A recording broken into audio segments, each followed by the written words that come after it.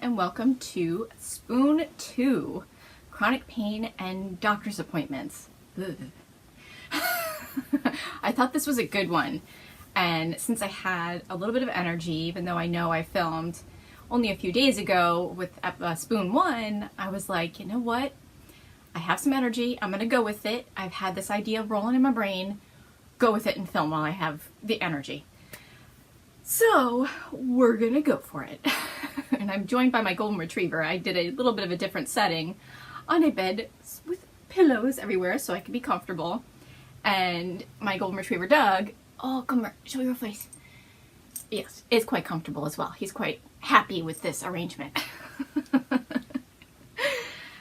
Okay, so I'm gonna start off, I think, each episode or spoon with how am I feeling. I'm acting a little bit peppier than I actually feel, which anybody suffering from a chronic pain condition or chronic pain disability understands that. And I did a little too much yesterday, and I did kind of a dumb-ish but badass thing today. And so I'm paying for it a little bit. So what I did was, my hubby's gonna be upset with me because we literally just talked about this, where I get an adrenaline boost and then I do all the things while the adrenaline's going, and then I crash and I pay for it. And we just talked about that balance where you're like, all right, you've got the energy, but you gotta manage your day so you don't crash from it. Well, I'm trying in this. I did sacrifice a few things like a shower. How many chronic pain sufferers have done the exact same thing? They're like, if I don't take a shower, I can go do this instead. Because, oh my goodness, you would not realize how much energy that takes. I've had times where I'll take a shower and then I need to go, especially if I wash my hair, which I don't do every time either. I'm disgusting. It's fine. I have to go sit and relax after it. I'm just like exhausted. It does. It takes spoons. It takes energy. And it's something that other people, you know, quote unquote normal people take for granted. It's something as simple, you know, like what I did yesterday to wear myself out is I ran a few errands. And to anybody else, they're like, yeah, I just have to run up to the market. Yeah. Me, I try to not do that if I can. If I have some energy and I can help my husband by going, I'll go. But it definitely takes a ton of energy for me to run one errand. And I did 3 yesterday. Yeah, I was pushing it a little bit. But, I mean, I went for a dress fitting for my baby sister's wedding that I'm in, so I finished that, and then I ran to our police department to drop off some donated food for our animal control officer. So I'm like, well, okay, somebody asked me if I could do that, and I'm going to be out, so I'll just stop there, because some part of my brain still operates that way. Well, if I'm out, I could just stop there while I'm on the way. Yeah, but I did it, and it was for a good thing, and I'm very happy I did. And then the third was running to the grocery store. This one I dread. And of course I shopped hungry, which was really dumb. We all do that. When you shop hungry, it's dumb for anybody. And I have a little weekend myself, hubby's away, so I'm like, ooh, I'm gonna have a date night with myself, some wine and cheese, and I bought all the cheese, I bought all the crackers, I bought all the things, which then I had to carry in the house. Yeah. By myself, which was dumb. But now I have all the snacks, and when I'm resting, I can eat all the snacks. So it was worth it, but that took so much out of me just to run those 3 errands. And when I came home, I wasn't totally done. I had to do some things with our pets, and I had to walk my tortoise, which people think that's weird, but I do have a Russian tortoise, and he likes to run around outside, so I walk him in the yard. So I did that, and I let the dogs outside for a little bit, and then by the time I came in, I was like, so done. I was so done, so beyond, but I felt good in the end because it was all good things that I did. I did a good deed, you know, I let my animals play outside, which they love, and then I got the dress for my sister's wedding. So, all good things, but definitely I think it's things that people that don't suffer from a chronic illness take for granted, right? I mean, it's really those, yeah, I'm just gonna run up to the market. And all I can think is whenever somebody tells me how many places they stop in a day is I'm exhausted just listening to it, let alone thinking of getting myself put together, wearing clothes that are actually proper for public and not pajamas. Walking down to the car, getting in the car, driving to the place, getting out of the car, going in the place, doing what I need to do, carrying things out if it's like to the market, loading the car, getting in the car, driving back to the house, unloading the car, walking up our steps, getting in the house and putting things away if it's stuff I bought. Makes it sound a little more exhausting, right? When you put it that way. And it's really something I used to take for granted. But I didn't manage my spoons totally yesterday, but my heart felt good. So sometimes you need to do that too. How are you guys feeling? Hi, you gonna help? This is what he does during my knitting podcast. He kind of takes over. Can you lay down? Can you, oh, you're gonna get down. Just don't knock down my light. Dougie was helping. Yeah, so how are you guys feeling? I would love for you to comment below and tell me stories like that too, and what you think and how you can relate to that. Now, this is a good episode. I'm really excited to talk about this one. And it's been going on in my brain, and I keep scripting it in my head. So I'm like, you just need to film it. So again, while I had the energy, even though this morning I was super dumb. I wasn't actually dumb. Hubby's away, so I'm walking the dogs by myself. And I have neighbors who can help me too. But I'm like, well, I'm up super early. The neighborhood will still be sleeping. I'll walk them. I walked them before my cup of coffee and before my meds kicked in. That is bad ass. It is stupid. But it was badass. I'm like, just get it done. And the dogs were happy and it was great. But that just took extra spoons. But I did it. And again, my heart was happy. I was like, yes! Okay. Back on topic. Doctor's appointments. Now, I wrote down a lot of things to talk about. Way more things than I thought I was going to talk about in this episode. So I'm going to peek down at my notes a little bit just to make sure I talk about all of it, because I thought it was all good for this particular episode. Okay, doctor's appointments. How many of you, when you saw the title of this episode or heard me say that, cringed or shuddered? Right? A lot of people with chronic pain conditions, or anybody with doctors, I mean, it can be anybody, hate doctor's appointments. And especially if you've been going to doctor after doctor after doctor, you get anxiety. And especially for me, going to a new doctor in particular, what do they always do? They poke and prod you, they touch you. And it's terrifying for me.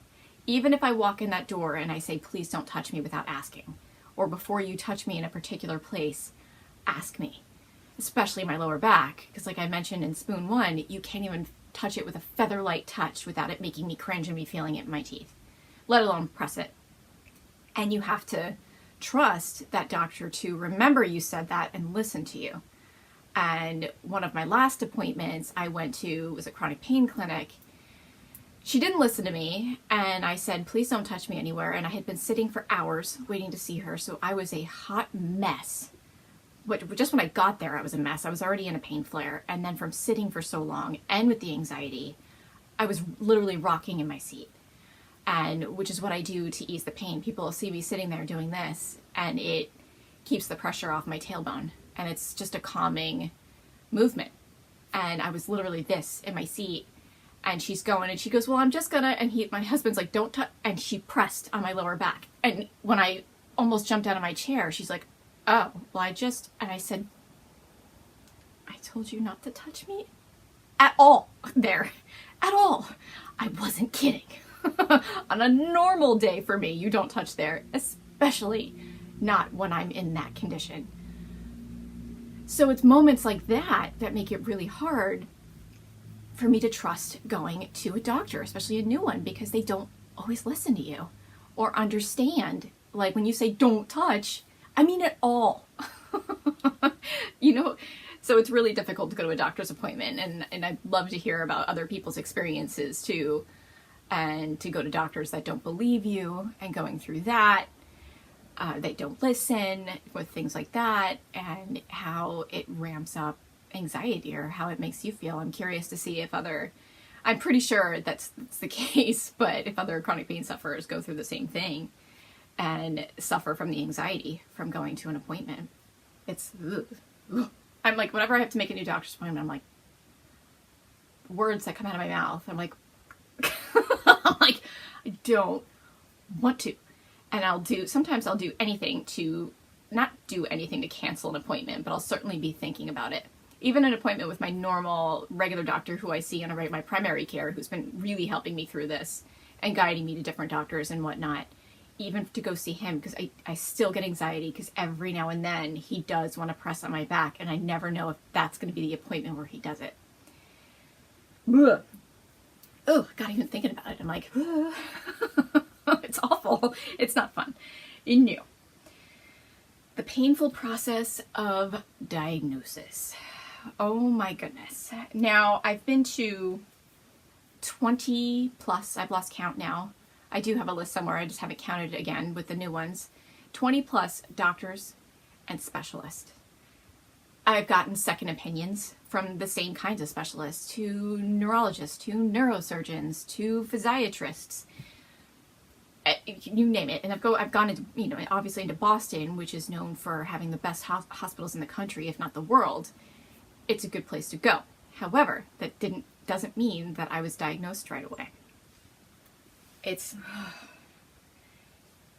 Yeah, I had, let's see, so 20 plus doctors. I've done holistic treatments. I've done Reiki, which does give me some relief, which is great. It's a temporary relief, but it does help me when I go. And different treatments and different tests. All the different treatments and tests. I mentioned second opinions from different doctors, and I had one neurologist who's this old cranky guy. Supposed to be really good. And he had tried putting me on these various medications, which with my condition, I'm very sensitive to medication and get all the side effects. At the time, I didn't know what I had, and that's why my body was doing that. I just thought it was weird or something was wrong with me, or I was like imagining it. That, the neurologist, especially when the neurologist goes to me, he's like, you're not supposed to be experiencing these problems with these meds. There's not usually this many problems with them. Sent me to an allergist because I was having reactions to them. Yeah, the allergist was like, yeah, I have no test to show that you're going to be allergic to these. Obviously, if you're having a bad reaction to them, you're having a bad reaction. But it was yet another doctor. It was more tests that I had to go through because he didn't believe that I was having these issues with medications. Good times. And he was my second neurologist. The first one, oh, let me tell you something. That first neurologist, he was one of the first specialists I went to when I started going through this, and I really started noticing. I was like, wow, I'd wear jeans and I'd be really uncomfortable. I'm like, ow, why do they hurt so much on my skin? Like just the fabric rubbing against my skin and my lower waist and like pelvis and lower back, and even my legs too, because they're very sensitive, was uncomfortable for me. And I'm like, that's really weird. And my lower back was still really hurting, and I was just exhausted all the time and didn't know what was wrong. So I went to this neurologist who went to start pressing my legs, and I was flinching, and he looked at me like I had 3 heads. Basically like I was faking. Yeah. He was the one that put me on the nerve block, which sort of helps. I mean, some people have good responses to it, some not so much, like me. I'm like, I think it's helping a little. I've been taking it so long, I don't know what will happen if I go off of it. I kind of want to try. I went on a higher dose, and it did nothing. So I'm like, okay. But he put me on that, which sort of helped at the time. But then he put me through this god-awful, painful test. This is a man who doesn't believe me. Puts me through this test called an EMG. And if any of you have gone through it, comment below and let me know your experience, because I sweated through my clothes onto the table, and she's doing the one leg, and then I was just in agony, and then I was like, she finished with the one leg, and I went to her, and I was like in tears, and I'm like, oh my God, you have to do the other leg. And she's like, well, I don't, if you don't. I'm like, okay, no. I'm like, I'm done with this test. I could not. Now imagine sensitivity. I have sensitivity in my skin, so I have neuropathy that I deal with in my legs. I have very, very sensitive skin in my thighs and in my legs. On my shins, you can't even press them. I have a lot of trouble with nerve pain in my feet. Imagine this woman poking me in all of those places, sticking needles in me, and sending these shocks through them. And Yeah, I don't recommend it. If you do not have to go through that test, I don't recommend it. It is not fun. And he told me it's uncomfortable. Yeah, never went to that doctor again. I'm like, this is bullshit. Like, I cannot believe this guy didn't even believe me, and he put me through this horrible test. I'm like, okay, we're done here. Yeah. Ooh, my cheekies are, see, I'm getting all red. This happens too because I get upset. This happens when I'm happy, it happens when I'm upset, but especially when I'm upset. Every single doctor's appointment I go to, even if it's an okay one, I go out with a beet red neck. I've done all types of different treatment. I've tried, in this one I'm going to look at my notes for, physical therapy. I've done 6 cortisone injections. I've gone to a chiropractor who was a close friend, and he tried to help me so much, and I greatly appreciated that. Acupuncture I've tried, did nothing. I've done multiple MRIs, a bone scan, all the blood work, and that EMG, and plus other things I'm not even thinking of when I wrote down the notes. You name it, I've probably gone through it and tried it. None of those things worked. So this was, from time this started to time I was finally diagnosed, this was a 2 to 3 year span that I went through all of this. Imagine that. Not knowing what was wrong with me, thinking something was weird with me, or again, like, am I imagining this? Am I playing it up? I'm like, am I just weak? Things like that. So no one knew what was wrong. I'd hear, oh, this is good. So these are good things to talk about. And I am going to, again, keep looking at my notes because I want to make sure I get these right. I'd hear the word allodynia. And allodynia is you feel pain when you shouldn't. So, duh, I'm feeling pain when I shouldn't all the time. We know this. But why? Basically, you feel pain from stimuli that is not usually painful.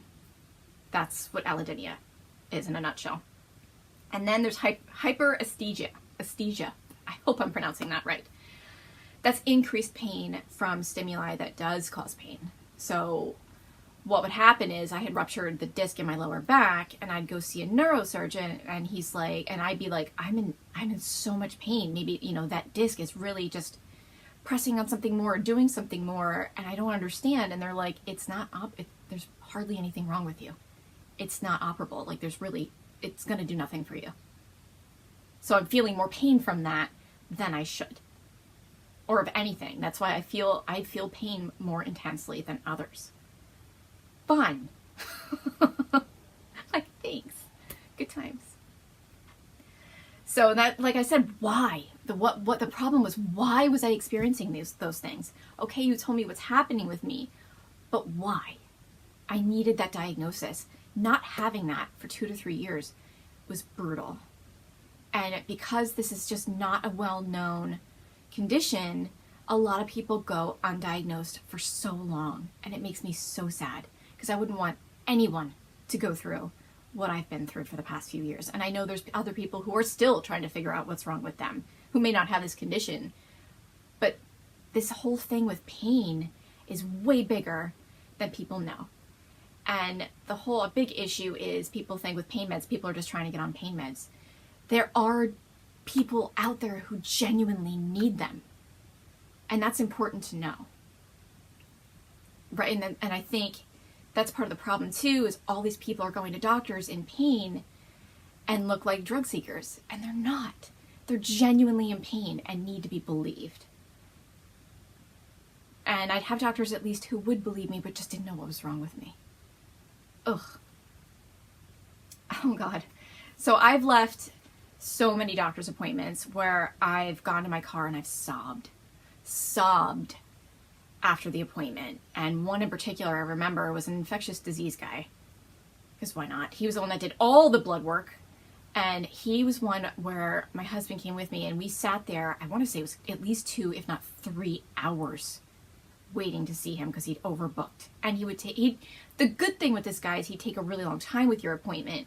However, the bad thing was you sat there so long to see him, and then every time I went back, he'd completely forgotten who I was. I didn't really have time to relook at his notes or do anything to read up on me. So it was like I was starting from scratch every single time. It was awful.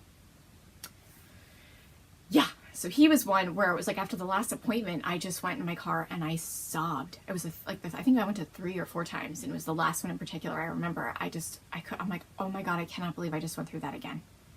And that's not the only doctor's appointment that I've left where I've cried.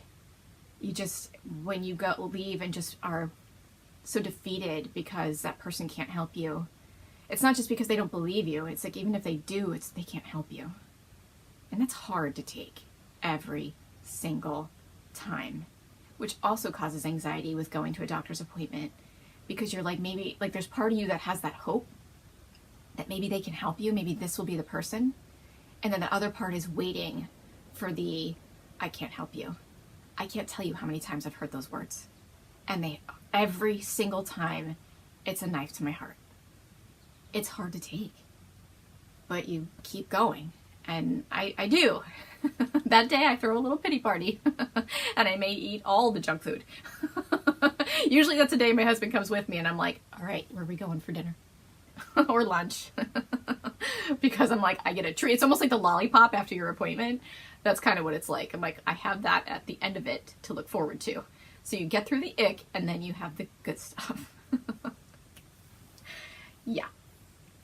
Finally, I found a doctor who diagnosed me, and it was a physiatrist, and she was an amazing lady. She did also say the words, I can't help you. However, she finally diagnosed me with central sensitization. Finally. And I was sitting in there, and I was so excited talking to her, and I'm like, oh my, wait, what? And she goes, yes, and like made it, and she validated everything I was feeling. And finally having that diagnosis was such a relief. I can't even tell you. Like, I could cry now. Just knowing what it was and that it's a thing was amazing. It was just incredible. And I could have hugged the woman. Now, I still heard the words, I can't help you, but those were pushed aside because I knew what was wrong with me. It's not curable. Okay, but I know why. And that, at that moment, was just more important. So, yeah, that, I'm pretty sure, was the end of my journey. That was pretty much all the things that I wanted to cover with you guys. I'm ending with a bang. But this is what so many of us, so for you non-sufferers who are watching, so many of us have gone through that process. And that doesn't even cover all of it, all of the feelings, all of the things we're going through. It doesn't even touch it. It's barely covering the surface, touching the surface. There's really just so much more to all of that. And the energy you use to go to these appointments, the spoons you have to use to go, and some of them are in the city. So then, I mean, it's not that far, but it's still, like, my husband will take me. Sometimes we've had to drive to the tea station and take the tea in, which is a lot. And then me being hyped up on anxiety, and then the crash after. From the built-up anxiety, from the appointment itself, especially if they poked and prodded me, from all of the things, is brutal. Again, this is why so many of you probably read the title of this or heard me say doctor's appointments and went, because of that. But that's basically what I wanted to cover today, and I'm hoping this was helpful for others who've been through this kind of thing and helps you relate. I hope it's supportive and that I'm still smiling through it. I even managed to slap a little makeup on my face today. So proud. No shower, but I threw a little makeup on. Didn't do the hair, but hey.